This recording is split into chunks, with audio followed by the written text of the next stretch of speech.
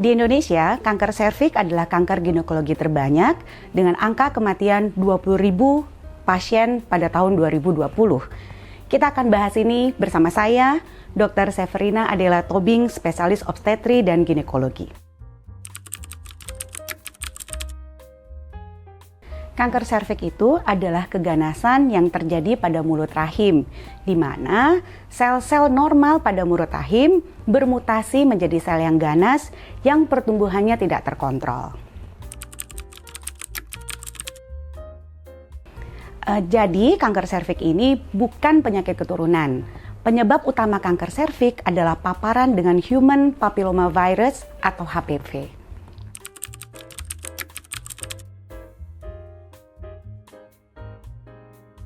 Dari mana kita bisa terpapar dengan Human Papillomavirus ini? Jadi, paparan utama HPV adalah melalui kontak seksual. Maka, semakin tinggi perilaku seksual kita, maka semakin besarlah probabilitas kita terpapar dengan virus tersebut. Gejala awal kanker serviks pada stadium awal itu hampir tidak ada gejala. Jadi hati-hati ya moms, karena yang dibutuhkan untuk deteksi kanker serviks adalah deteksi dini sebelum timbul gejala. Gejala kanker serviks baru akan muncul pada stadium lanjut, biasanya pada stadium 3 ke atas.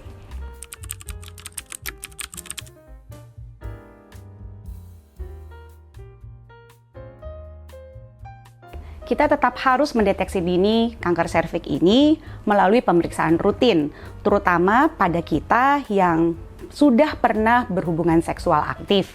Minimal 3 tahun setelah kontak seksual kita harus segera memeriksakan diri deteksi dini kanker serviks.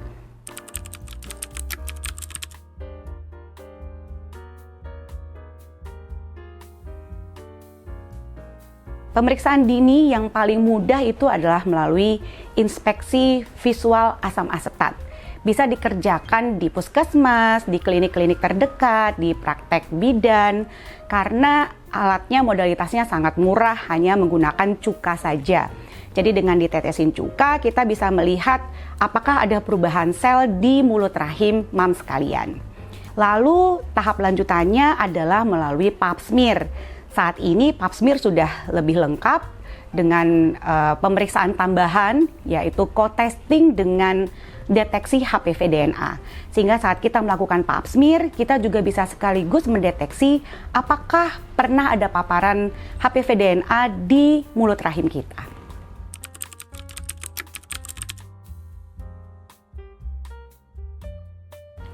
Jika didapatkan perubahan sel pada inspeksi visual asam asetat, terapi awal untuk lesi prakanker kita dapat melakukan tetes TCA. Jadi seperti dilakukan peeling untuk merontokkan sel-sel yang rusak tersebut. Lalu kita juga bisa melakukan krioterapi, jadi dibekukanlah sel yang rusak tersebut agar rontok kemudian. Tapi jika sudah sampai terdeteksi menjadi kanker serviks, maka pengobatannya akan lebih agresif. Pada stadium-stadium awal, pada stadium 1 sampai ke 2A, maka akan dilakukan operasi. Tapi jika sudah sampai stadium 3 ke atas, maka pilihan terapinya malah justru bukan operasi, tapi radioterapi.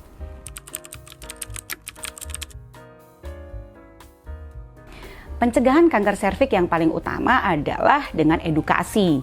Edukasi itu maksudnya adalah kita menjaga pola perilaku seksual kita tidak beresiko tinggi. Jadi tidak berganti-ganti pasangan, tidak melakukan hubungan seksual pada usia dini, lalu kemudian memakai pengaman setiap kita melakukan hubungan seksual yang beresiko tinggi. Yang kedua adalah melakukan vaksin. Vaksin untuk kanker serviks sekarang sudah lebih mutakhir. Vaksin terakhir yang kita pakai adalah Gardasil 9, di mana sudah mencakup 9 strain dari virus HPV penyebab kanker serviks. Sehingga dengan melakukan vaksinasi saat ini digalakkan dari usia 9 sampai ke 45 tahun pada perempuan untuk mencegah kanker serviks.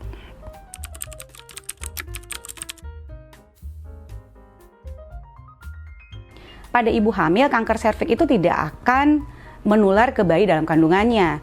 Tapi yang menjadi masalah adalah karena terjadi perubahan sel pada mulut rahimnya, maka mulut rahim ibu itu akan mudah berdarah. Jika pada stadium lanjut, maka bisa akan terjadi perdarahan selama kehamilannya. Sehingga risiko yang paling sulit pada hamil dengan kanker serviks adalah risiko perdarahan. Tipsnya adalah, pertama kita harus berhati-hati dengan pola hubungan seksual. Yang kedua, melakukan vaksinasi. Yang ketiga adalah deteksi dini.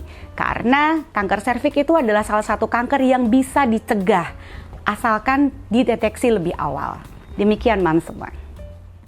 Oke Mams, semoga obrolan kita bermanfaat.